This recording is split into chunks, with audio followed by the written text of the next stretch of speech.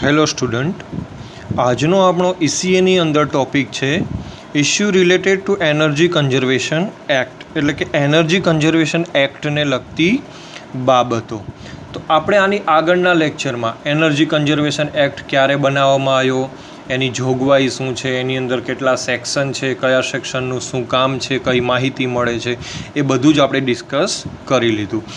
તો આજે energy conservation એક્ટને લગતી જે બાબતો છે એમાં પહેલું છે S&L. એનું પૂરું નામ છે સ્ટાન્ડર્ડ એન્ડ લેબલિંગ. શું નામ છે? Standard and labelling. તો આના વિશે મેં તમને આગળના લેક્ચરમાં પણ કીધું હતું, સ્ટાન્ડર્ડ એન્ડ લેબલિંગ. તો આજે થોડી આપણે એની ડીપમાં ચર્ચા કરીએ. તો કે જે સ્ટાન્ડર્ડ એન્ડ લેબલિંગ જે પ્રોગ્રામ છે એ મેઇન મેજર ટ્રસ્ટ એરિયા, એટલે કે મેઇન ઇમ્પોર્ટન્ટ પ્રોગ્રામ છે. કોના માટે? તો કે BEE માટે, બ્યુરો ઓફ એનર્જી એફિશિયન્સી માટેનો મેજર ટ્રસ્ટ એરિયા છે. એનાથી એમનું શું કામ થાય છે?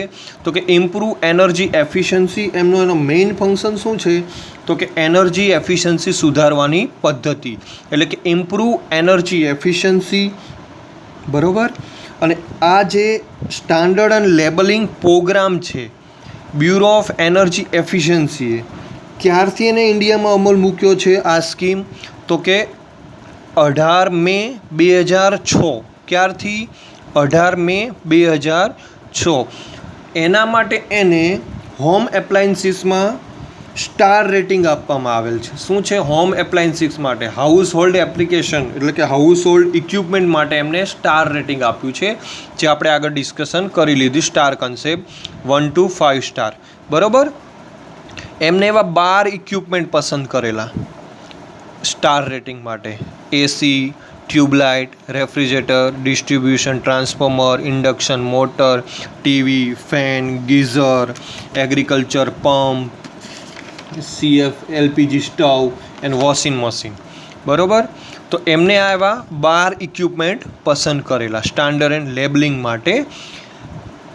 પરંતુ એમને પહેલાં જે 4 ઇક્વિપમેન્ટ છે, એર કન્ડિશનર, ટ્યુબલાઇટ, રેફ્રિજરેટર અને ડિસ્ટ્રીબ્યુશન ટ્રાન્સફોર્મર, એના માટે 7 જાન્યુઆરી 2010થી આ સ્ટાન્ડર્ડ એન્ડ લેબલિંગ કમ્પલસરી બનાવ્યું છે. શું બનાવ્યું છે? કમ્પલસરી બનાવ્યું છે. તો એકદમ ઇઝી છે સ્ટાન્ડર્ડ એન્ડ લેબલિંગ. બરાબર. શેના માટે? તો કે BEE બ્યુરો ઓફ એનર્જી એફિશિયન્સીનો મેજર ટ્રસ્ટ એરિયા છે, કારણ કે એનાથી એનર્જી એફિશિયન્સી ઇમ્પ્રૂવ કરવાની એમની મુખ્ય પ્રવૃત્તિ છે. અને ક્યારે એપ્લાય થયો? તો કે 18 મે 2006. કયા કયા ઇક્વિપમેન્ટ માટે? તો આ 12 ઇક્વિપમેન્ટ આપેલા છે. હોમ એપ્લાયન્સીસ માટે એમને સ્ટાર રેટિંગ બહાર પાડેલું છે. અને 4 ઇક્વિપમેન્ટ માટે 7 જાન્યુઆરી 2010થી એને એપ્લાય એટલે કે અમલ કરવામાં આવ્યો છે. તો આ ઘણીવાર તમને 2 માર્ક્સની અંદર અલગથી આવો ક્વેશ્ચન પૂછાય છે કે write a short note on standard and labelling. તો એની અંદર તમારે આ બધા પોઈન્ટ કન્સિડર કરવા પડે. બીજું છે DSM, એટલે કે ડિમાન્ડ સાઇડ મેનેજમેન્ટ. આ નામ ઉપરથી તમને ખ્યાલ આવે, ડિમાન્ડ સાઇડ મેનેજમેન્ટ. બરાબર. એનો મેઇન ફંક્શન, ડિમાન્ડ સાઇડ મેનેજમેન્ટનું મેઇન ફંક્શન શું છે?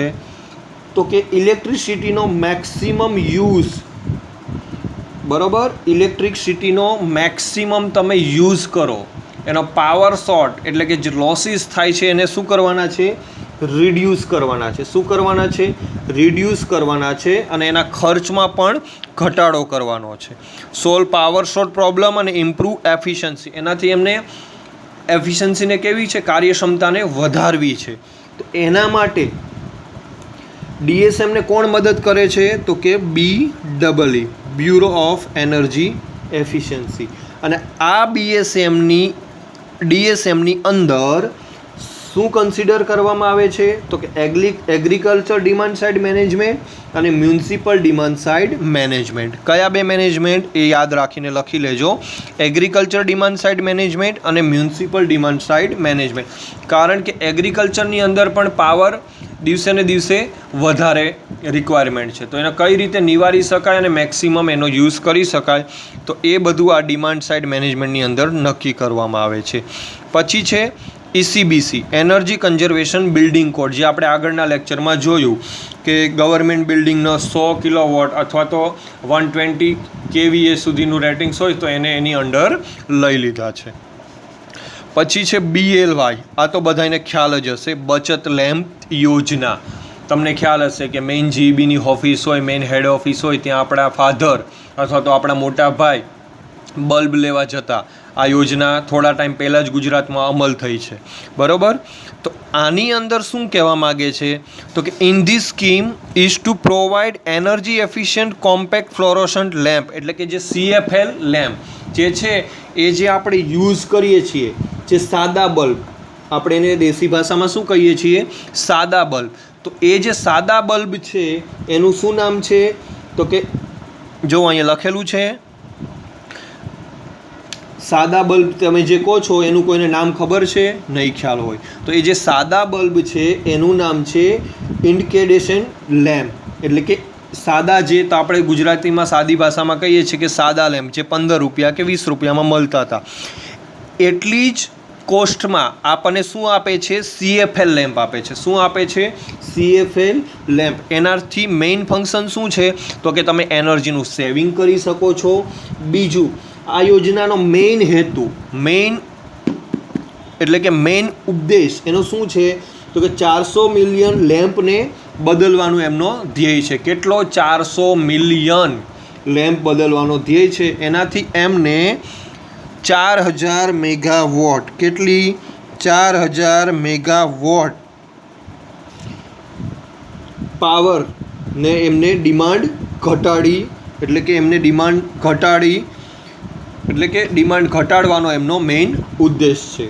અને 24 મિલિયન ટન, કેટલું? 24 મિલિયન ટન CO2 એમિશન, એટલે કે કાર્બન ડાયોક્સાઇડનો એના એમિશનમાં એમને ઘટાડો થઈ શકે છે. અને ભારતના, એટલે કે આપણા ઇન્ડિયાના ઘણા સ્ટેટમાં લેમ્પ યોજના અમલ થઈ ચૂકી છે, જે છે બચત લેમ્પ યોજના, બરાબર. કે જે સાદા બલ્બ છે, ઇન્કેન્ડેસન્ટ લેમ્પ, એ જે લેમ્પ રહ્યા, બરાબર, એની એટલા જ ભાવમાં કયા CFL લેમ્પ આપવામાં આવે છે. અને 4000 મેગાવોટ જેટલો પાવરને સેવ કરી શકાય, એમનો એ મુખ્ય ઉદ્દેશ છે. અને 24 મિલિયન ટન CO2ને એમિશન ઘટાડી શકાય. આ ભારતની અંદર ઘણા બધા સ્ટેટમાં આ એપ્લાય કરવામાં આવ્યું છે. તો આપણે અત્યારે 4 વસ્તુ જોઈ: standard and labelling, DSM, ECBC અને BLY. તો ઘણીવાર એક્ઝામની અંદર તમને બચત લેમ્પ યોજના શું છે એના વિશે પૂછવામાં આવે છે 2 માર્ક્સમાં. સ્ટાન્ડર્ડ એન્ડ લેબલિંગ પ્રોગ્રામ શું છે એના વિશે પણ પૂછવામાં આવે છે. અને ECBC વિશે પણ પૂછવામાં આવે છે, એનર્જી કન્ઝર્વેશન બિલ્ડિંગ કોડ. હવે આપણે આગળ જોઈશું SDA, સ્ટેટ ડેઝિગ્નેટેડ એજન્સી. શું છે? State designated agency. એનો મુખ્ય હેતુ શું છે તો કે એનર્જી કન્ઝર્વેશન એક્ટ જે 2001માં બનાવવામાં આવ્યો, એ કાયદાનો અમલ કરાવવાનો. શું કરાવવાનો? અમલ કરાવવાનો. અને અત્યાર સુધી આપણા બધા જ રાજ્યમાં અને કેન્દ્ર શાસિત પ્રદેશમાં આ કાયદો, એટલે કે સ્ટેટ ડેઝિગ્નેટેડ એજન્સી BEE દ્વારા એને સ્થાપના કરવામાં આવી છે. અને એ શું કરે છે તો કે એનર્જી કન્ઝર્વેશન એક્ટનો એ કાયદાનું પાલન કરાવે છે, બરાબર. એની પાસે કઈ કઈ ઓથોરિટી હોય છે તો કે કોઈ ડેઝિગ્નેટ કન્ઝ્યુમર છે, કોઈ ઇન્ડસ્ટ્રી છે જે સારી ટેકનોલોજીનો યુઝ નથી કરતી, એનો પાવર ફેક્ટર લો આવે છે કન્ટિન્યુઅસ, કે પછી એની અંદર એમને કોઈ એનર્જીની રિક્વાયરમેન્ટ છે એનાથી પણ વધારે પાવર એ લોકો યુઝ કરે છે, તો એને દંડ કરી શકે, એમને એની ઉપર એક્શન લઈ શકે, બરાબર. એ બધું શેમાં આવે છે? State designate agency. પછી છે સ્ટેટ એનર્જી કન્ઝર્વેશન ફંડ. તો સ્ટેટ એનર્જી કન્ઝર્વેશન ફંડ શા માટે જરૂર છે? SECF. તો કે જે સ્ટેટ ડેઝિગ્નેટ એજન્સી છે એ અલગ અલગ પ્રોગ્રામ બનાવશે, એ પ્રોગ્રામને અમલ કરાવવા માટે ટ્રેનિંગ આપશે, તો એને ટ્રેનિંગ સ્ટાફ પણ રાખવો પડશે, તો એ સ્ટાફની સેલરી પણ રાખવી પડશે, તો એને ફંડ પણ રિક્વાયરમેન્ટ છે. તો એ કોણ એને હેલ્પ કરશે? BEE, bureau of energy efficiency, એને હેલ્પ કરશે. તો અહીંયા આપણે જોયું SDA અને SECF, એ બંનેમાં ડિફરન્સ શું છે કે સ્ટેટ ડેઝિગ્નેટ એજન્સી એનું મેઇન ફંક્શન તો કે EC એક્ટને એપ્લાય કરાવવાનું છે, એનો અમલ કરાવવાનો છે. અને એની પાસે ઓથોરિટી હોય છે કે એને દંડ પણ એ કરી શકે છે જે અમલ નથી કરતા એને. અને SECFનું શું છે તો કે સ્ટેટ એનર્જી કન્ઝર્વેશન ફંડ, એ કે કે સ્ટેટ એનર્જી કન્ઝર્વેશન ફંડ છે કે જે DSM છે બરાબર, SDA છે સ્ટેટ ડેઝિગ્નેટેડ એજન્સી, કે એને જે અમુક પ્રવૃત્તિ કરવી પડે છે, ટ્રેનિંગ રાખવા પડે છે, પ્રોગ્રામ રાખવા પડે છે, તેમાં ખર્ચો પણ થવાનો, એ ખર્ચને પહોંચી વળવા માટે એમની પાસે ફંડ પણ હોવું જરૂરી છે. પછી છે પ્રોફેશન સર્ટિફિકેશન એન્ડ એક્રેડિએશન. શું છે? Profession certification and accreditation. તો આ એક ખાસ જરૂરી વસ્તુ છે. શેના માટે? તો કે એનર્જી મેનેજર અને એનર્જી ઓડિટર માટે. તો કે એનર્જી કન્ઝર્વેશન એક્ટ મુજબ કોઈ ડેઝિગ્નેટ કન્ઝ્યુમર માટે એક્રેડિએટ એનર્જી ઓડિટર જ એની કંપનીની એનર્જી ઓડિટ કરી શકે છે. બરાબર? ડેઝિગ્નેટ કન્ઝ્યુમર છે એટલે કે નિશ્ચિત કરેલા ઉપભોક્તા, જેને ગુજરાતીમાં કહેવાય, કે એવી જે મેઇન કંપની છે એની અંદર એનર્જી મેનેજર અને એનર્જી ઓડિટર જ એનર્જીનું ઓડિટ કરી શકે છે. તો એના માટે આ જે એનર્જી મેનેજર અને એનર્જી ઓડિટર છે એ ડેઝિગ્નેટ કંપનીએ એને કમ્પલસરી કંપનીની અંદર અપોઇન્ટ કરવા જોઈએ. શું કરવા જોઈએ? કમ્પલસરી કંપનીની અંદર એપોઇન્ટ કરવા જોઈએ. એટલે કે એમને એનર્જી ઓડિટર અથવા તો એનર્જી મેનેજરને જોબ ઉપર કમ્પલસરી રાખવા પડે. બરાબર? અને એમને રાખવા માટે એ સર્ટિફાઈડ એનર્જી ઓડિટર હોવા જોઈએ. એટલે કે BEE દ્વારા 2004થી જે એક્ઝામ લેવાય છે, બરાબર, નેશનલ લેવલે, કયા લેવલે? નેશનલ લેવલ એક્ઝામ જે લેવાય છે એ એમને પાસ કરેલી હોવી જોઈએ, એનર્જી મેનેજરની અથવા તો એનર્જી ઓડિટરની.